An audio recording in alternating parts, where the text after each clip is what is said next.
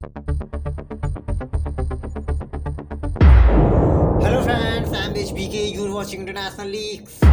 जैसा कि हम सब जानते हैं कि Indian prime minister Narendra Modi ji Russia की विजिट पर गए हुए थे और वहां उनका ग्रैंड वेलकम किया गया। बहुत सारी एग्रीमेंट इंडिया एंड रशिया के बीच साइन हुई। इसके बाद फर्स्ट टाइम आफ्टर 40 ईयर 40 सालों के बाद कोई इंडियन प्राइम मिनिस्टर ऑस्ट्रिया की विजिट पर गए हैं एंड ऑस्ट्रिया की कैपिटल वियना में मोदी जी का ग्रैंड वेलकम किया गया।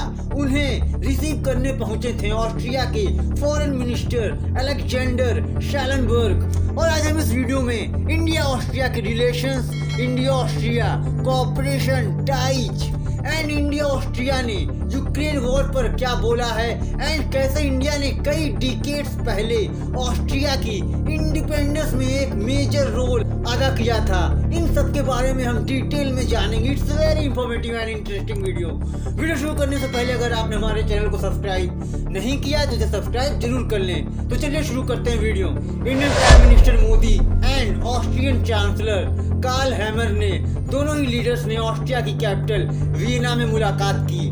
अब आपके मन में क्वेश्चन आ रहा होगा कि ये चांसलर कौन होते हैं। देखिए, जैसे इंडिया, यूके, कनाडा, पाकिस्तान जैसे देशों में प्राइम मिनिस्टर होते हैं, वैसे ही यूरोप के कुछ देशों में जैसे जर्मनी में एलोफ शोल्ज एंड ऑस्ट्रिया में कार्ल ने हैमर चांसलर हैं। और दोनों ही देशों के लीडर्स ने सबसे पहले इंडिया एंड ऑस्ट्रिया के कोऑपरेशन को और भी ज्यादा स्ट्रॉन्ग करने पर बात की एंड जो दोनों ही देशों के बीच कोऑपरेशन होंगे वो एरियाज हैं trade, investment, science and technology, green energy and climate. इसके अलावा ऑस्ट्रियन चांसलर ने हैमर ने मोदी जी इंडिया की असेसमेंट एंड यूरोपियन कंसर्न्स पर भी डिस्कशन की है। मतलब इंडिया एंड यूरोप के बीच जो रशिया एंड यूक्रेन वॉर के बाद यूरोपियन कंट्रीज के साथ रिलेशंस थोड़े खराब हुए थे, उस पर भी बातचीत की गई है।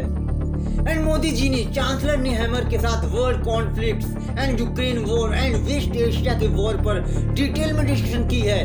और यहाँ मोदी जी ने बहुत ही इम्पोर्टेंट मैसेज भी दुनिया को दिया है और बोला है कि this is not a time for war, यह युद्ध का समय नहीं है। Problems can not be solved on the battle ground, problems युद्ध के मैदान में नहीं सुलझाई जा सकती। The loss of innocent lives anywhere is unacceptable, बेगुनाहों की जान जाना कहीं भी एक्सेप्टेबल नहीं है। India and Austria peace and stability restore करना चाहते हैं एंड दोनों ही देश इस पर पॉसिबल कोऑपरेशन भी कर रहे हैं।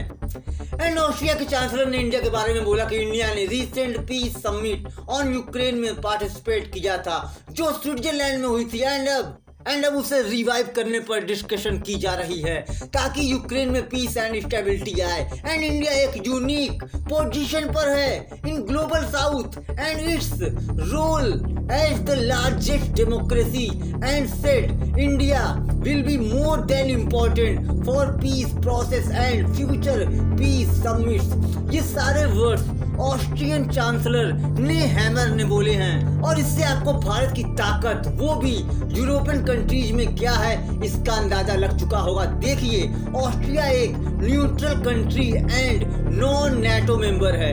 इसके अलावा इंडिया एंड ऑस्ट्रिया के बीच bilateral discussions, cooperation in trades, investment, science and technology, green energy, artificial intelligence, climate change, cultural cooperation and people to people ties पर डिस्कशन की गई है। इन सारे एरियाज में दोनों ही देश कोऑपरेट करेंगे। Apart from this both side economic cooperation, infrastructure development, innovation, renewable energy, water and waste management and quantum technology के क्षेत्र में भी कोऑपरेशन करने का ब्लूप्रिंट तैयार कर रहे हैं। आपकी जानकारी के लिए बता दूं कि 2023 में इंडिया एंड ऑस्ट्रिया ने mobility and migration agreement sign किया है जो legal migration and movement of skilled workforce को फैसिलिटेट करेगा और अगर इंडिया और ऑस्ट्रिया के करंट ट्रेड की बात की जाए तो दोनों ही देशों का ट्रेड वॉल्यूम 2.7 बिलियन यूरो का है and 150 Austrian companies businesses India में ऑपरेट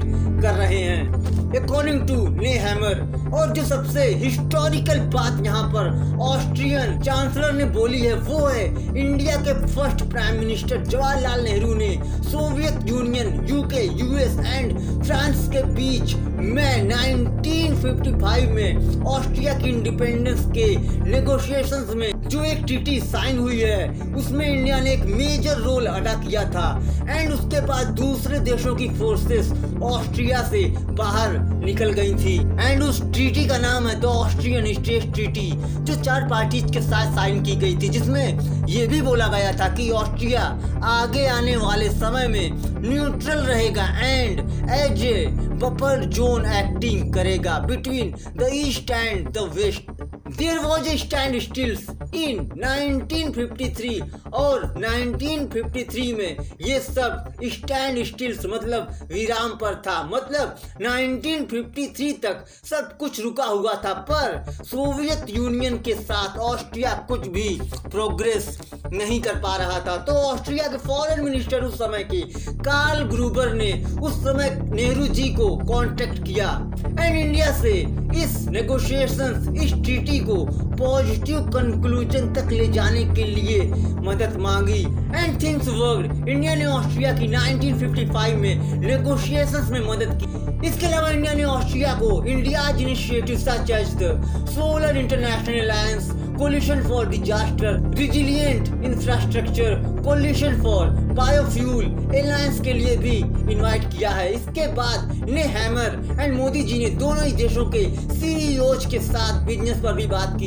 एंड दोनों ही देशों की companies infrastructure, renewable energy, new and emerging technologies, fintech, startups and innovation के सेक्टर्स में कोऑपरेट करेंगी एंड इंडिया ने ऑस्ट्रियन कंपनीज को इंडिया में इन्वेस्ट करने को भी इनवाइट किया है। तो फ्रेंड्स ये इस वीडियो का अंत, मिलते हैं नेक्स्ट वीडियो में। Thanks for watching.